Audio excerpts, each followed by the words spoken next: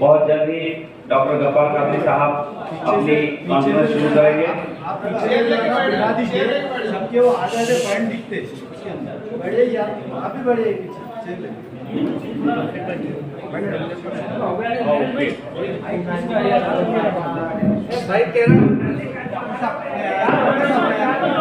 अरे ते चालू आहे चालू आहे फिरोज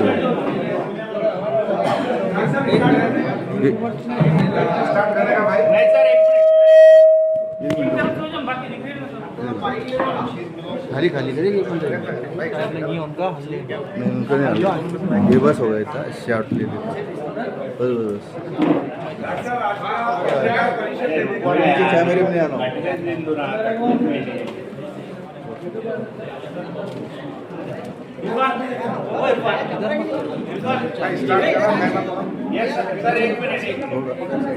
उनको बोलना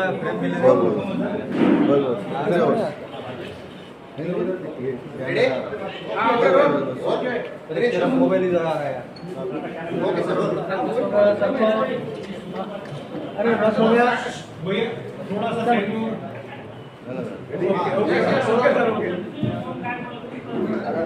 मैं सबसे पहले तमाम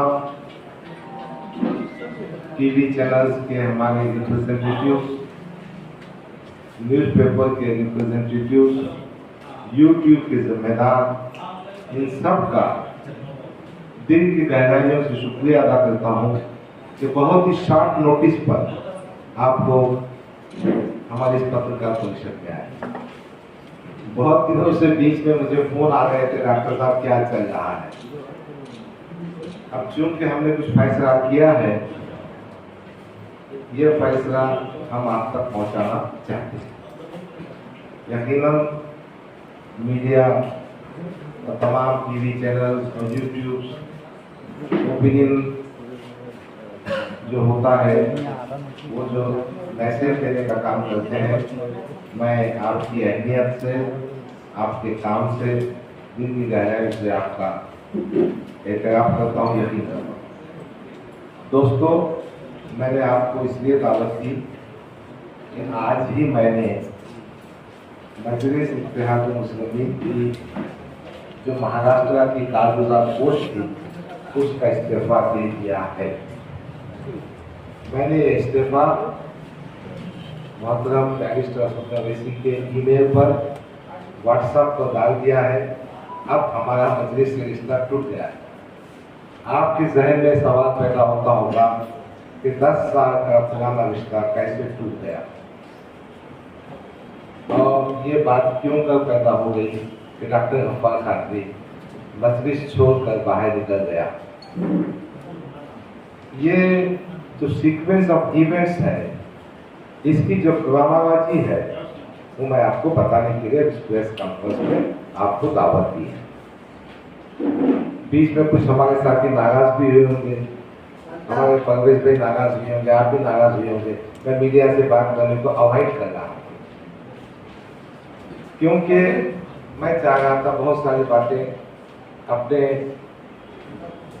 अंजाम को पहुंचने के बाद आप तक पहुंचाऊं।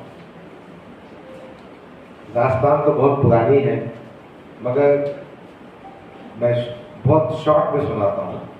2014 में मैंने मजलिस इत्तेहादुल मुस्लिमीन को ज्वाइन किया। 2014 में पार्टी के माध्यम से मैंने चुनाव लड़ा, मुझे 60,000 वोट मिले, और कांग्रेस के जो प्रत्याशी थे उनकी जमानत भी जब्त हुई और 3,600 वोटों से हारा। 2014 से 2019 तक मैंने अपनी पार्लियामेंट्री कंस्टिट्यूएंसी में बहुत मेहनत की, वोटिंग का परसेंटेज बढ़ाया, और फिर मैंने कोशिश करके वंचित बहुजन अघाड़ी को MIM से जोड़ने का काम किया। और मैंने महसूस किया, और मेरा यह मानना है कि इम्तियाज जलील जो खासदार बना 2019 में, ये वंचित बहुजन अघाड़ी के साथ में सोशल इंजीनियरिंग करने के बाद बना। मगर बदकिस्मती से इम्तियाज जलील साहब ने वो बंसी से ड्यूटी तोड़ दी। उस पूरे प्रोसेस में मैं था और मेरा ये आज भी कहना है, उस वक्त भी मैंने कहा था, प्रेस में नहीं कहा था कि कहीं ना कहीं इम्तियाज जलील इस ड्यूटी के तोड़ने के जिम्मेदार। अगर वो ड्यूटी रहती तो हमारे 15 से 20 आमदार चुनकर आते और सत्ता की चाबी हमारे पास होती।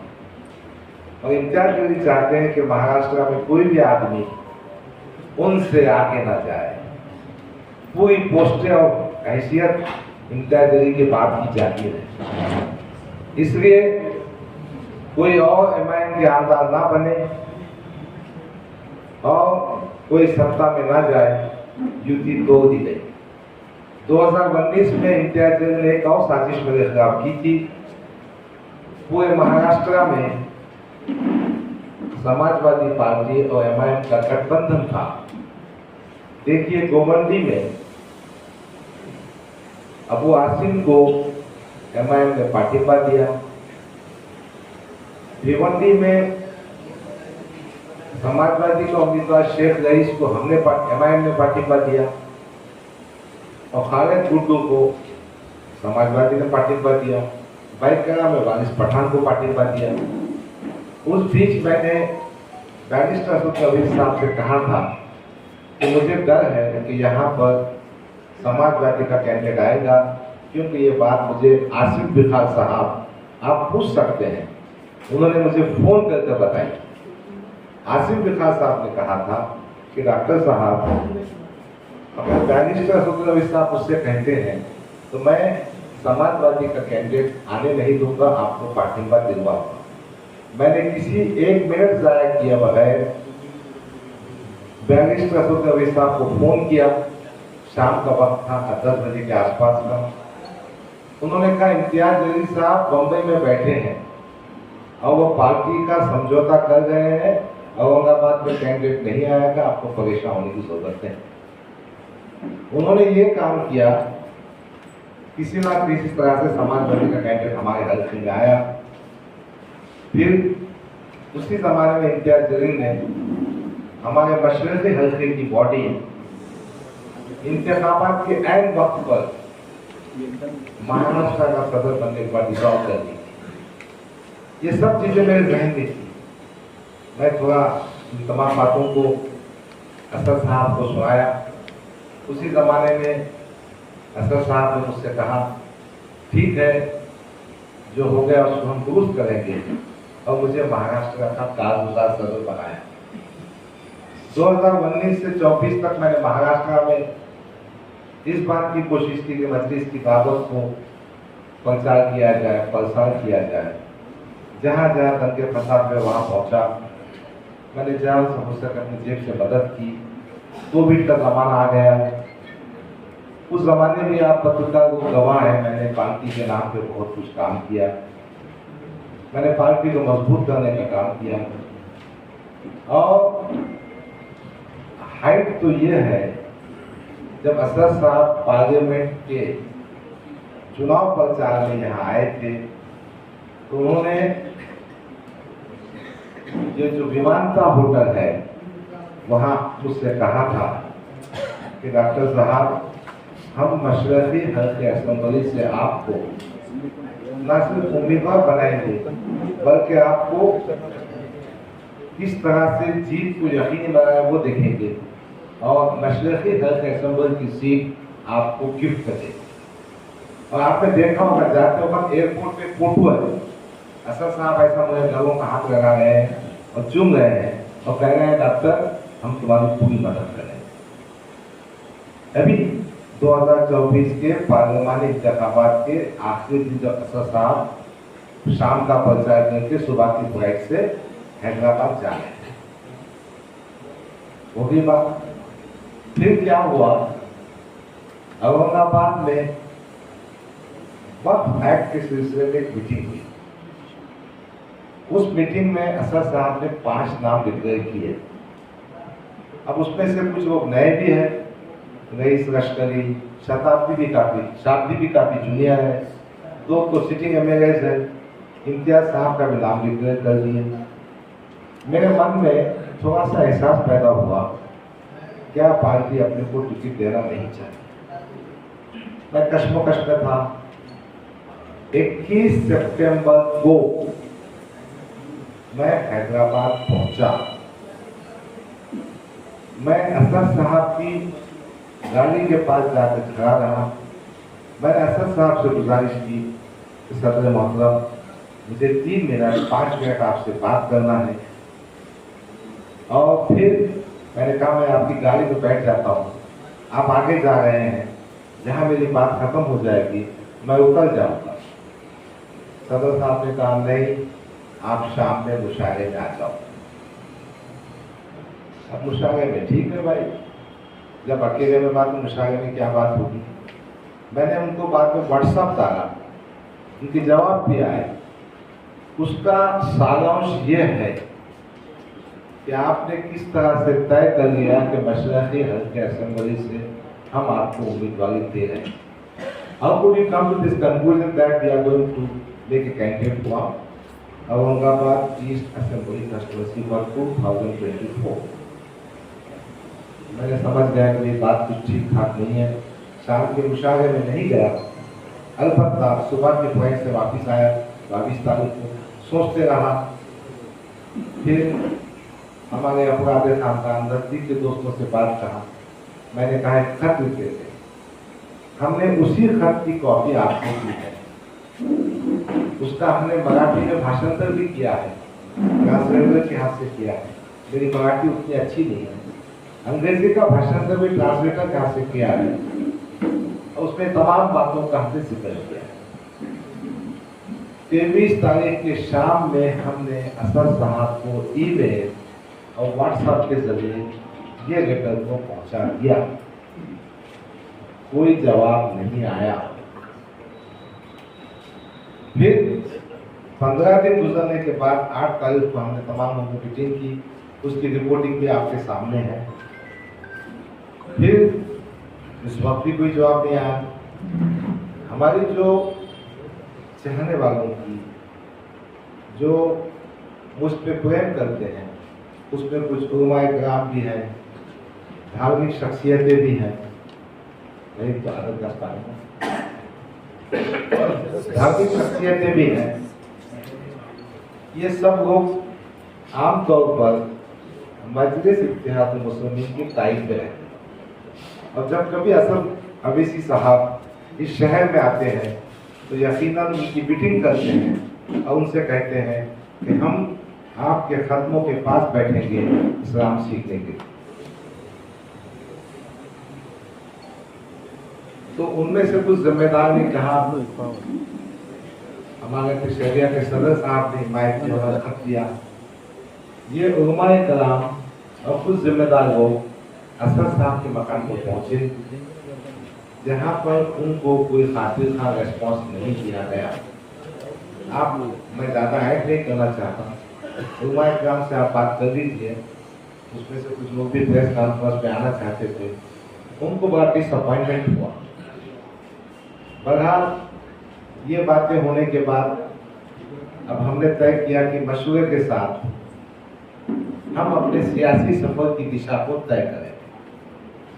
8 सितंबर के बाद हमने मुख्तलिफ साथियों से, मुख्तलिफ हमारे जो ग्रुप्स हैं उनसे बात की और ये नतीजा निकालने के थोड़ा वक्त लग गया। फिर हमने तय किया कि मजलिस इत्तेहादुल मुस्लिमीन से अपने को दस्तबरदार हो जाना चाहिए, उससे अपने को राजीनामा दे देना चाहिए। और फिर हमने आज राजीनामा असदुद्दीन अवैसी साहब को भेज दिया है, उनको मिल गया है ईमेल के जरिए से, व्हाट्सएप के जरिए। मैं आपको ये बताने के लिए हुआ हूँ, यकीनन ये बहुत दुख की बात है कि 10 साल से पार्टी के लिए कुर्बानियां देने वाले आदमी, खिदमत देने वाले आदमी, पैसे खर्चने वाले आदमी, अपने बाल बच्चों को, खानदान को नजरअंदाज करते हुए पार्टी के आदमी को असद साहब 5 मिनट का वक्त भी नहीं दे सके।